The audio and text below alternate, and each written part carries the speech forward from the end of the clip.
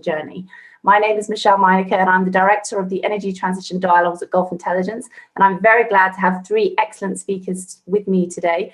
And before we delve into the main topic of the day, which is natural gas's 2021 role amid the energy transition, which is going to include a few broader points as well about energy efficiency, which is going to be really interesting. I'm going to ask each of the speakers to give their opinion on the list of stories which should be showing up on the screen right about now.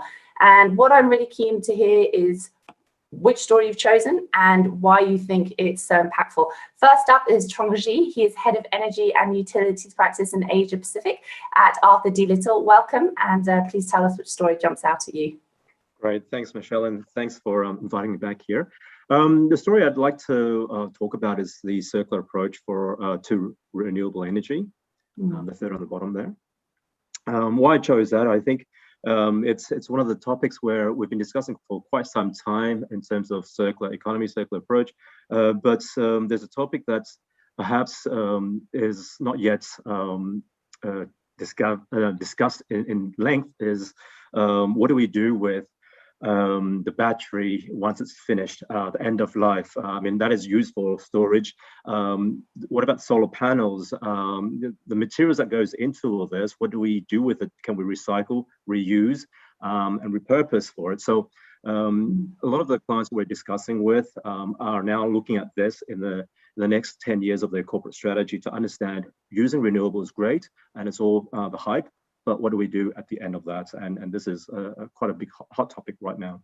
It certainly is. The Ellen MacArthur Foundation said that up to 45% of the greenhouse gas emissions that need to be reduced by 2050 in order to hit the goals that have been planned so far, and as per the Paris Agreement, can be achieved via circularity, via the circular economy. I mean, that's huge. 45% is mammoth, yet it's still, as you say, it's still not really on the radar as strongly as it should be. There are hopes that the recent deal with last week between the US and China, the climate agreement that they've come up with, the hopes that perhaps circular carbon economy will be more part of that. Of the Biden administration is obviously trying to be far more ambitious on the climate side, and China has had elements of a circular carbon economy or circularity in its formal government policy since at least 2009. So very, very much the hope is that it moves to the forefront a little bit more. Thank you very much. Next up is Antoine Matou. He is, I apologize for, I'm sure I've mispronounced that, so my apologies, Antoine. He is the Senior Project Lead at Alia Grid International. Thank you very much for joining us. And which story grabs your eye, please? Are you with us, Anton? Perfectly. So, yeah, I'm with you. So thank you very much for having me today, and you pronounce my name perfectly. So thanks for that as well. I would like to come back to the third point here that we see on the screen. So Biden being back to the net zero grid. I think what's important in the future is to reach our climate goals and the energy transition that we all envision. Basically, we will need to have everyone around the table. So not only we will need to have the different countries around the table and everyone in there, especially those big players around the world, but also the different sectors. So it's not about only the energy sector being involved, but if you look at it, you will need different sectors to handle in the same way and in a coordinated way. And that's what we are really looking into at Alia Group, is how can we bring all these actors together and have that, let's say, vision materializing in the future. Indeed, and that also leads just on to Trump's point about the circular economy, and again about those broader ambitions. And just a minor segue, something that we've been talking about quite interestingly in the last week or so is about India and it's setting its net zero targets. Obviously, it's got very unfortunately a different focus right now. I'm very unfortunate, but part of that climate conversation, and the feeling seems to be more and more that 2070 is more the sort of target that India will be going for net zero, whereas of course China's gone for 2060, and the other major economies, including the US, the world's biggest global economy, for 2050.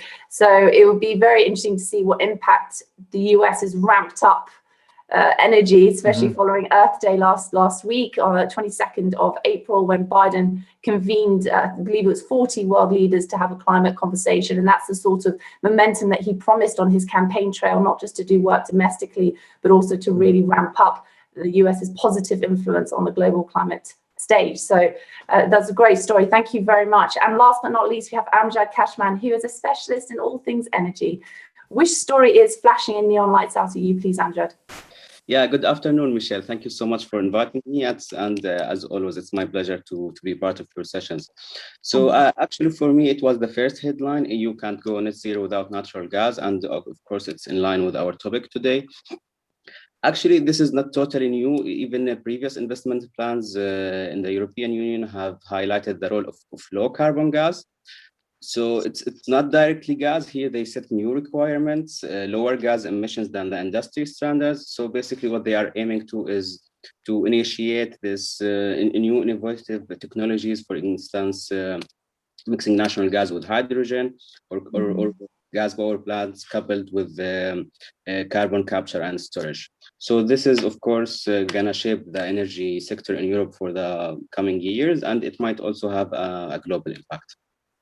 Great, that feeds in very, very nicely to our key topic of the day. As you've mentioned, it's natural gas 2021, how to accelerate decarbonisation along the supply chain, which covers everything from ships with LNG to the buildings that house the staff that are working in these products. It's a huge picture. So it's a big topic. We're going to shed a little light on it. And we know that natural gas and LNG are not going anywhere amid the energy transition up to 2050. This conversation is not about how these markets are going to be eliminated by the energy transition, but more about how they're going to be threaded in and become greener and part of that broader narrative, even if it is playing a smaller role beyond mid-century. Just announced this week, we've seen South Korea's energy ministry expects the country's LNG demand to rise by 15.1% up to 2034. That is a whopping growth rate, and that's just this one country, just to highlight. Equally, as we've discussed, there needs to be a greening, there needs to be a decarbonation, and the critical tone of these markets is intensifying. What are you doing? What is being achieved? What do you plan to do? And this is not just for environmental reasons, but for investors as well. So Amjad, I'm glad you chose that story, because like I say, it feeds in very nicely into my next question in terms of part of this overall decarbonisation plan. You've already mentioned about what's going on in the EU, Asia as well. Trung will be able to talk about this shortly. You know, China's planning to use gas and energy as a bridging fuel to help achieve net zero goals, as are multiple countries.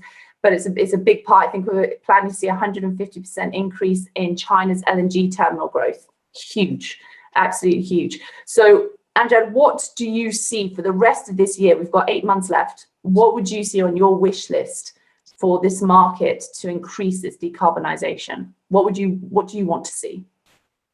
Well, thank you for the question. Indeed, a great one. So we are seeing a growing role for gas in the global energy scene.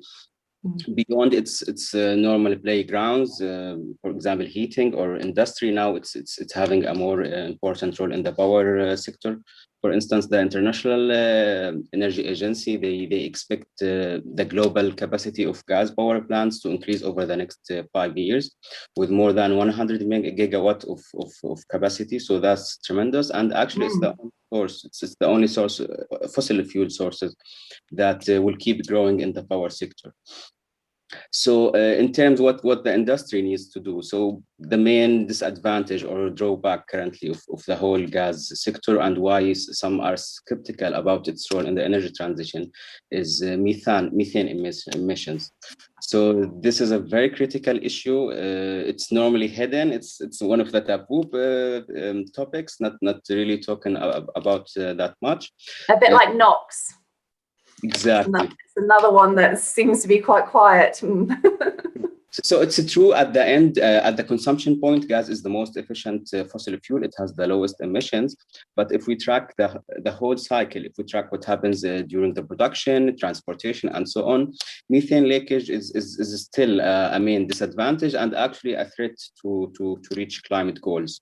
So, of course, in my point of view, this is the most pressing issue that the gas sector needs to handle.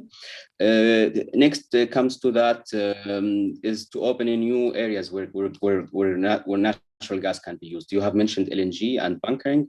Indeed, gas has the potential to play a great role in the mobility sector, especially in applications where electrification can't really do it.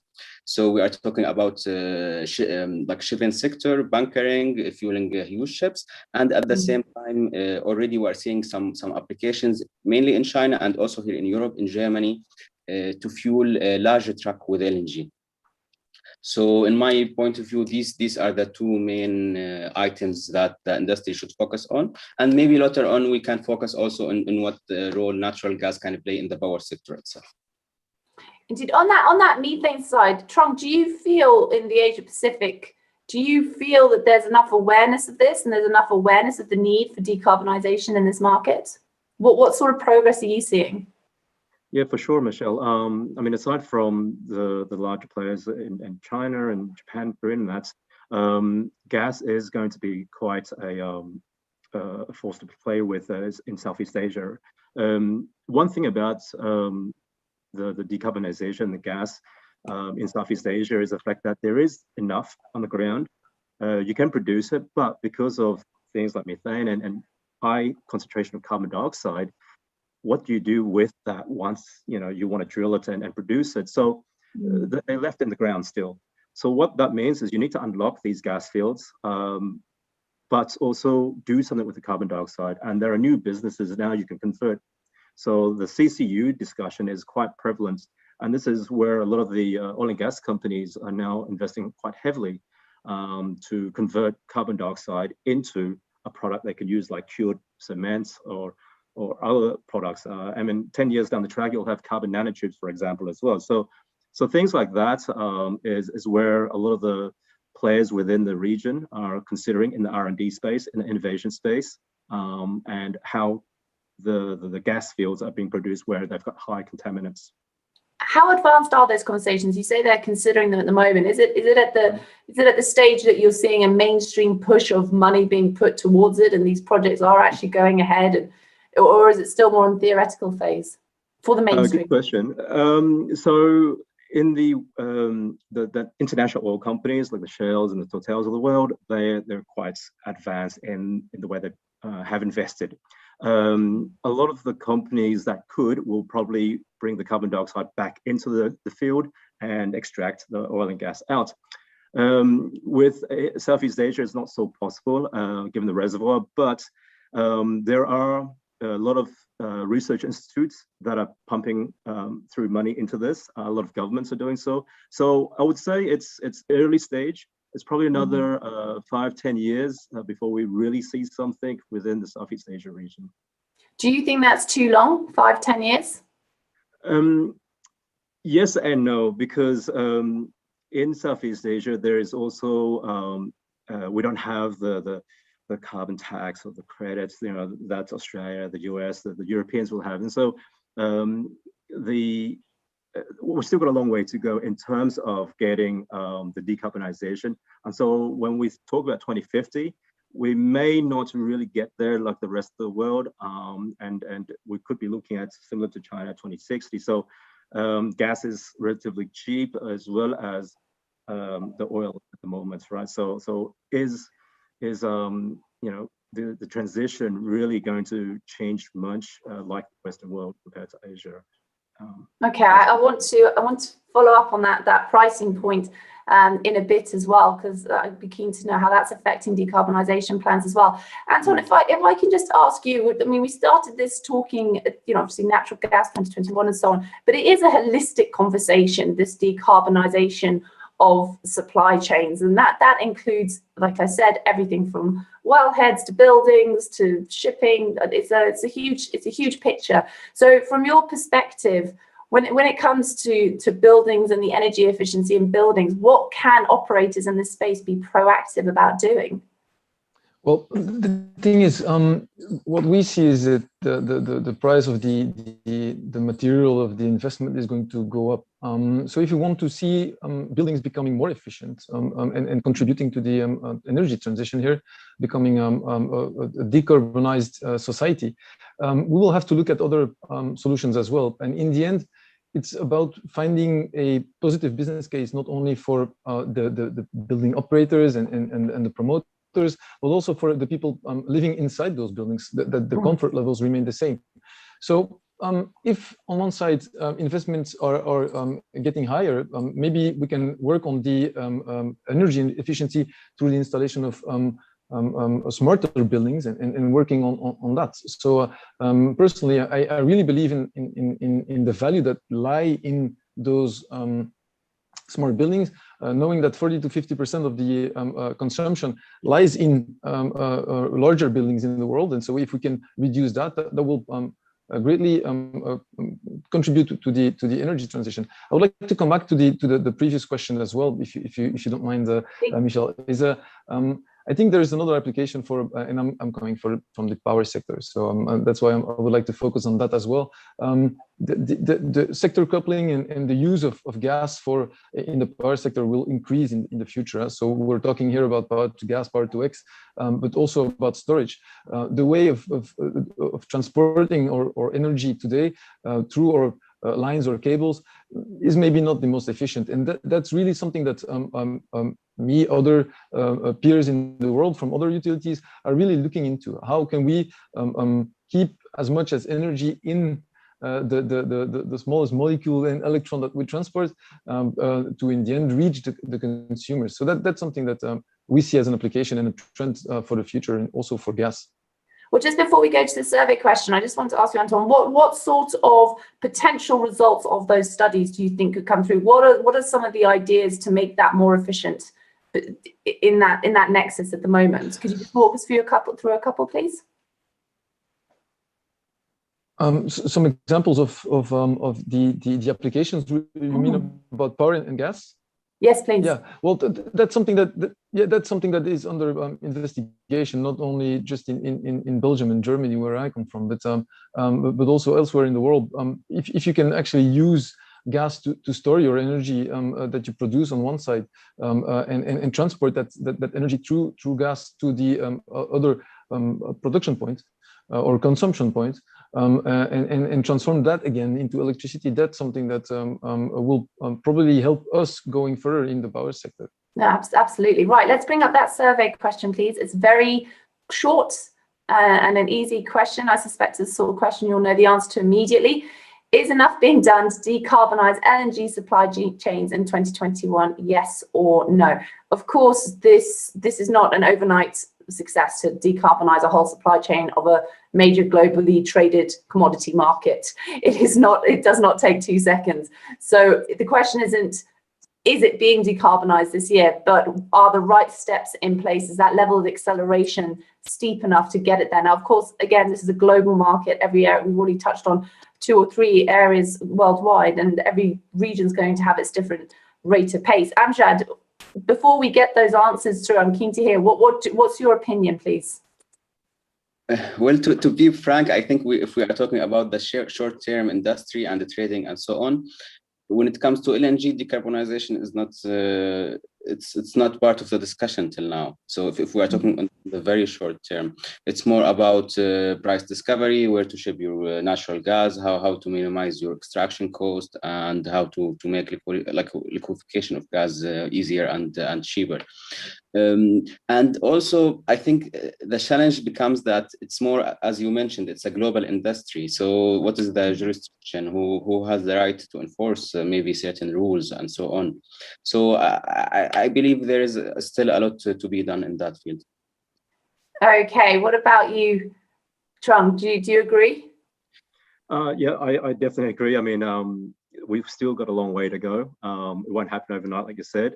There are so many things within the value chain that you could be looking at, even just powering up the LNG cargo itself, and the tankers and that. How can we do it better so that we don't use the current fuel that we have? So definitely, for sure, we have a long way to go.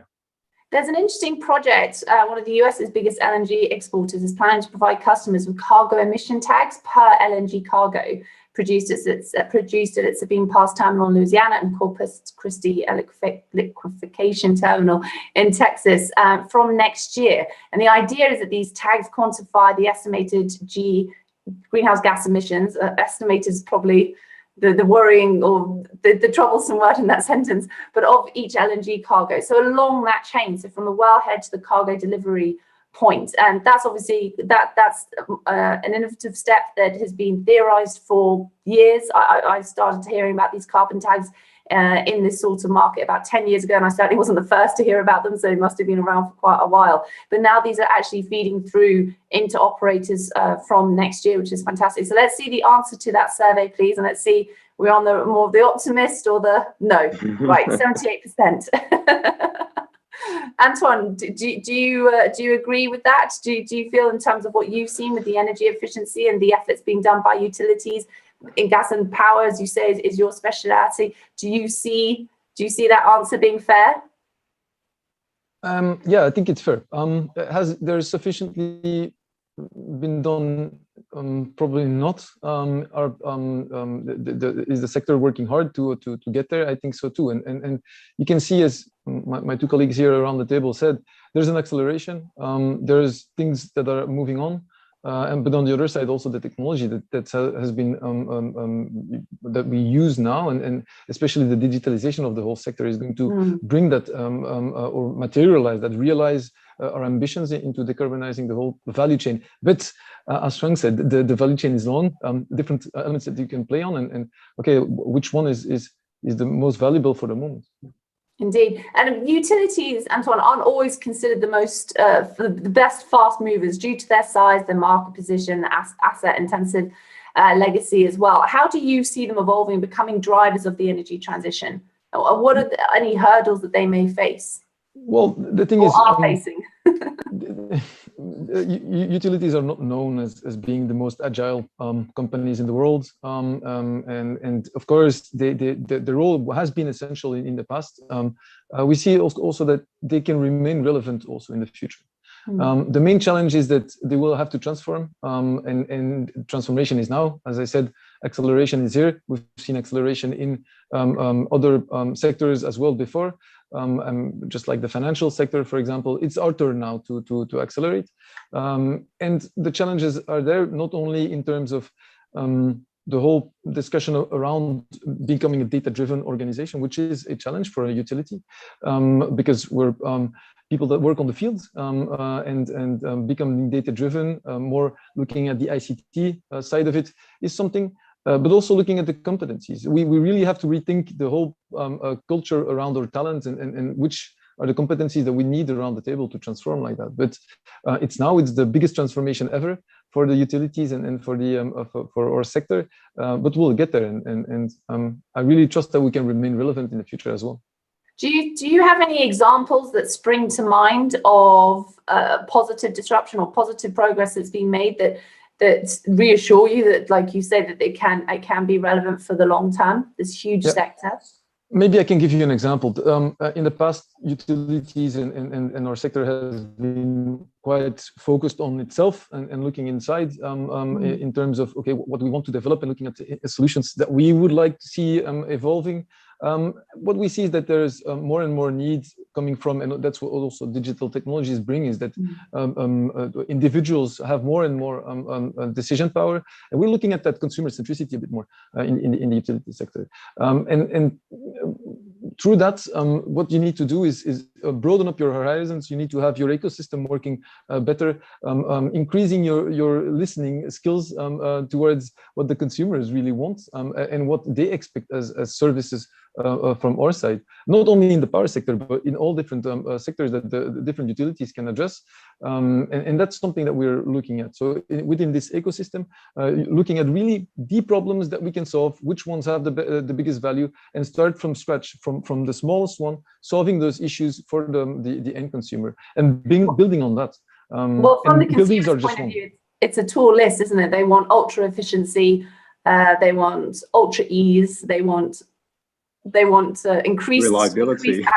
Sorry, Trump? Exactly. Reliability, no blackouts, right? Exactly, they want reliability. You know, it's us consumers. We're quite demanding, but it's certainly a tall order for utilities to do amid the energy transition as well. As you mentioned, the tools of the fourth industrial revolution. Maybe just one point on that.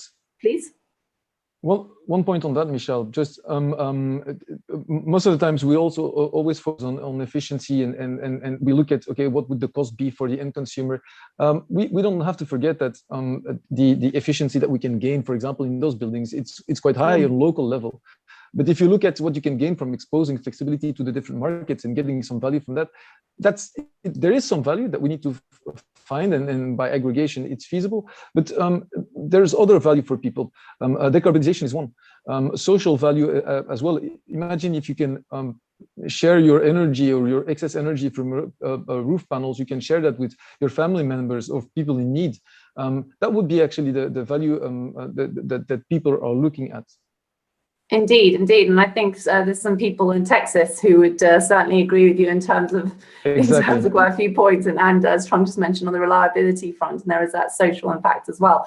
Amjad, I just want to run this by. We've got to wrap up in a minute. I'm just keen to hear your thoughts on what impact the current oil index gas prices, what impact that's having on cash availability for decarbonising the market. Is it distracting efforts? Is it considered separate? What are your thoughts, please?